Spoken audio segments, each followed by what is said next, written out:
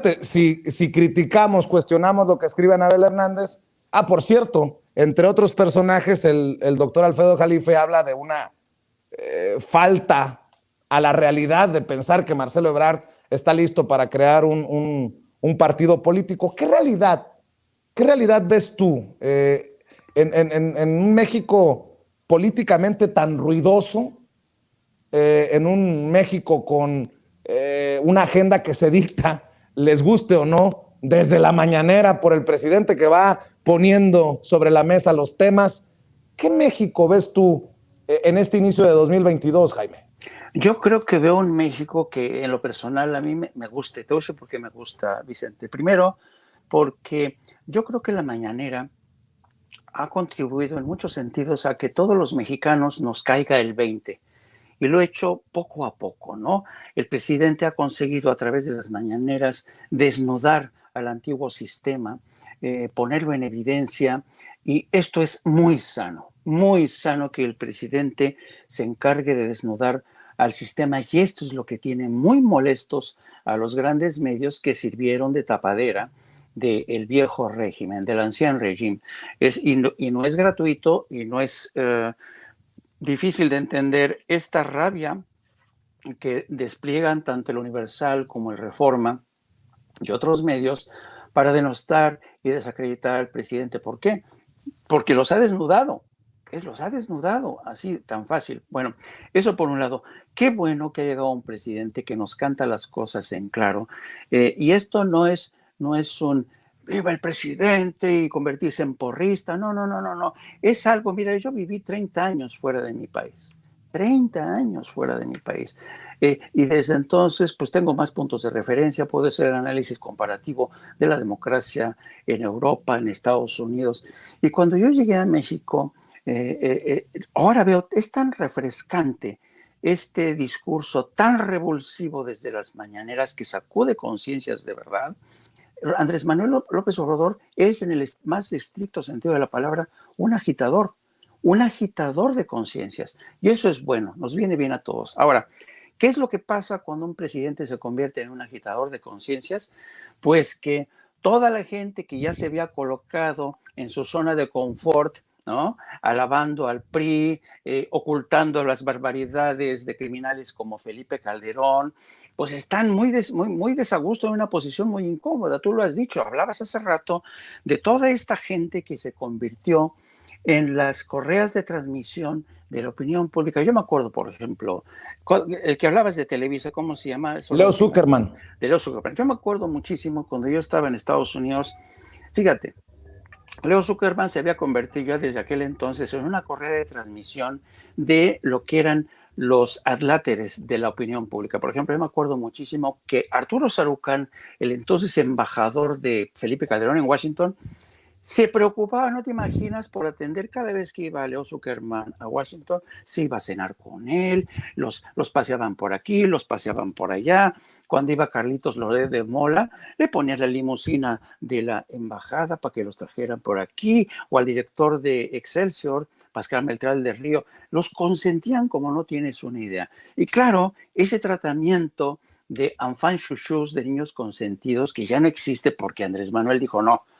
Se acabó lo que se daba, ahora vamos a hablar de verdad, vamos a quitarnos máscaras, señores, y esta es la cruel realidad que hay en México. Yo celebro de verdad que esté ocurriendo esto en México.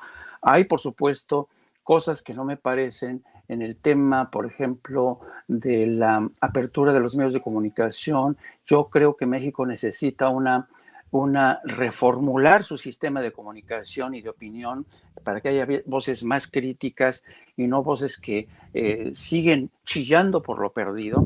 Y me entusiasma mucho lo que está pasando, y además, ¿sabes qué? Me enternece mucho ver, por ejemplo, a nuestros viejitos entusiasmados, formados, esperando que les caiga su dinerito, su pensión a los muchachos. Eso nunca lo había visto, Vicente. Yo me acuerdo muchísimo una vez cuando Enrique Peña Nieto estaba de gira en Nueva York y le dije, bueno, ¿cuál es su propuesta, candidato? En aquel entonces, candidato.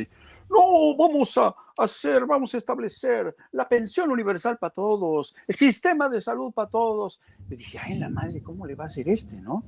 Y mira, la desgracia, la frustración, la decepción. En cambio, un hombre como López Obrador, que llegó, y mira, desde el primer día, por eso a mí me encanta, el presidente podrá tener sus defectos, todo lo que tú quieras, pero yo lo que veo, lo que me encanta de este gobierno es que está cumpliendo su palabra y por eso lo atacan quienes lo atacan, porque no les gusta. No les gusta lo que ven en López Obrador. ¿Y qué quieres que te diga, Vicente? A mí sí que me gusta y mucho. ¿Te imaginabas, Jaime? Te lo digo porque tienes una larga carrera y muchos años en el extranjero. Has sido corresponsal de guerra, fuiste corresponsal para diversos medios, has estado en Afganistán. Me corrige si me falta alguno o alguna mención equivocada, en Irak. Estuviste en Washington, en Madrid. ¿Cómo entiendes, después de ser corresponsal, de ver a distancia los gobiernos prianistas que se sirvieron con la cuchara grande y ahora esta idea de primero los pobres? Estás mencionando lo de las pensiones para adultos mayores, pero creo que es mucho más profundo y que no se entienda como cebollazo, pues, para la 4T, pero creo que si hay alguien que nos puede dar una perspectiva tal vez diferente, que no necesariamente estaba en ese engranaje que tanto se ha prostituido de los encumbrados en los medios de comunicación, los Ciro, los Joaquín López Dóriga, las Denise Dressers, que cada vez andan más enloquecidos. Yo sí quiero escuchar tu opinión. Mira, sí.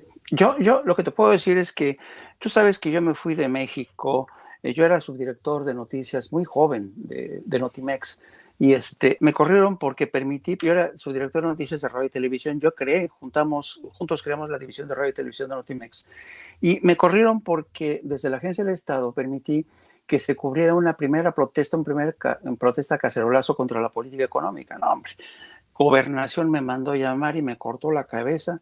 Yo dije, nunca más, yo me fui al Excelsior, donde por fortuna me dieron cabida y me encargué de formar la red de corresponsales de Excelsior en el extranjero, junto con personajes como Fausto Fernández Ponte y Raimundo Riva Palacio, que en aquel entonces era un Raimundo distinto al que vemos ahora. Bueno, el caso es que te lo tengo que resumir porque es mucho, pero el caso es que yo finalmente me voy a España como corresponsal, luego me encargo de cubrir, me especialicé en cubrir conflictos como la guerra civil en Líbano, la guerra en el Golfo, la guerra en Yugoslavia, la guerra en el Sahara,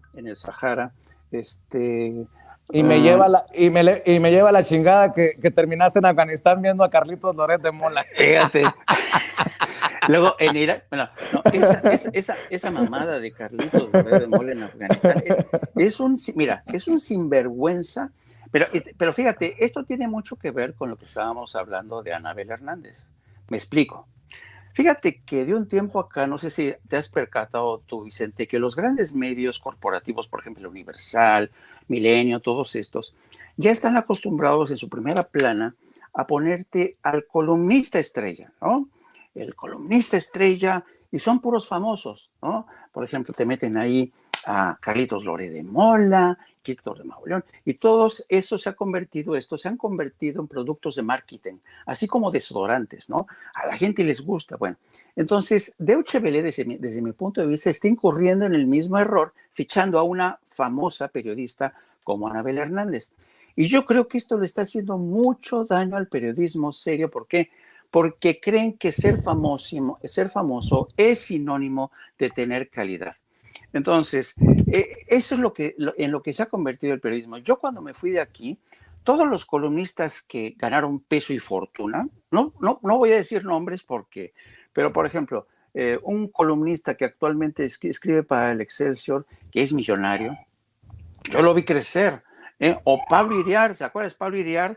Yo lo vi crecer en Notimex, andaba caminando a patita en las calles, era un reportero que no ganaba mucho.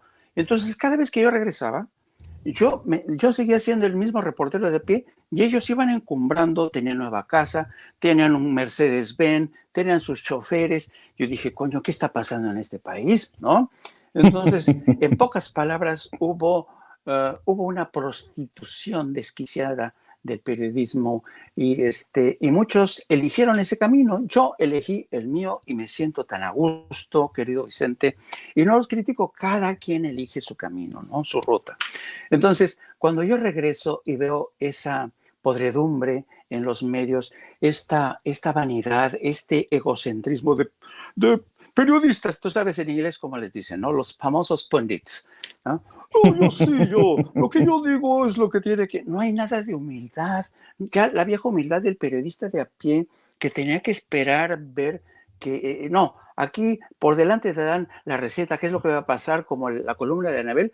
No, es de una arrogancia intelectual. No, va a pasar esto, el presidente va a pagar, va a cosechar lo peor por su actitud arrogante. Y dices, Dios mío, ¿qué clase de periodismo? Eso no es periodismo, eso es arrogancia, es especulación. Entonces, yo creo que es muy triste, pero ¿sabes qué, Vicente? Yo creo que mucha de la culpa, porque esto no es exclusivo de México, esto no es exclusivo de México, esto está pasando en todo el mundo. Querido Jaime, déjame proponerte para cerrar